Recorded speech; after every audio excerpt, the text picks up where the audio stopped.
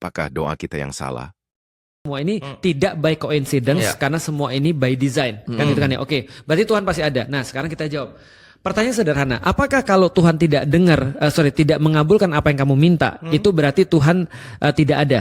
Atau Tuhan tidak respon kepada kamu? Jawabannya nggak bisa. Jadi doamu yang salah.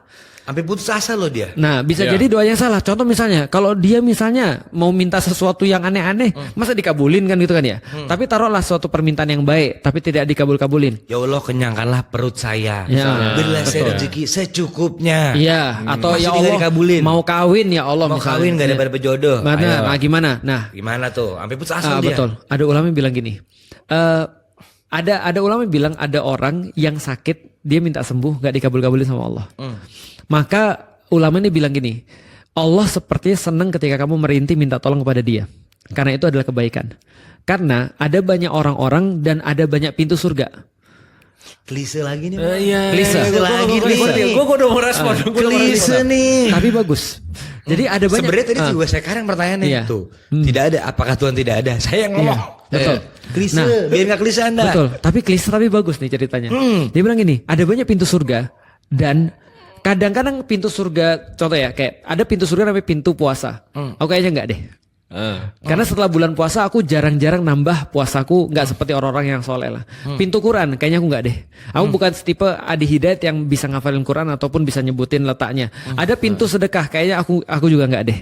Tapi bisa jadi di antara pintu-pintu surga itu aku ada yang bisa aku capai dengan cuman yang aku mampu, dan bisa jadi yang aku mampu cuma adalah ketika aku sakit aku tetap ridho pada Allah. Bisa jadi itu pintu surganya, bisa jadi. Tapi setidaknya gini, coba lihat ya. Ada orang yang sakit epilepsi perempuan, dia bilang sama Allah, dia bilang sama Rasulullah, ya Rasulullah minta banget tolong doain aku supaya epilepsiku sembuh. Rasul ngasih opsi yang lain. Gimana kalau kamu sabar, kamu pasti masuk surga. Pilih mana? Aku bisa doain kamu sekarang, kamu sembuh sekarang. Tapi kalau kamu mau, ada opsi berikutnya adalah kamu sabar dan kamu masuk surga. Cewek ini bilang gini, gua mau sembuh daripada epilepsi supaya gua bisa ibadah. Kenapa gua mau ibadah? Supaya gua bisa masuk surga, supaya Allah ridho sama gua. Kalau gua nggak harus menjalani semua ini dan langsung ada shortcut, why not?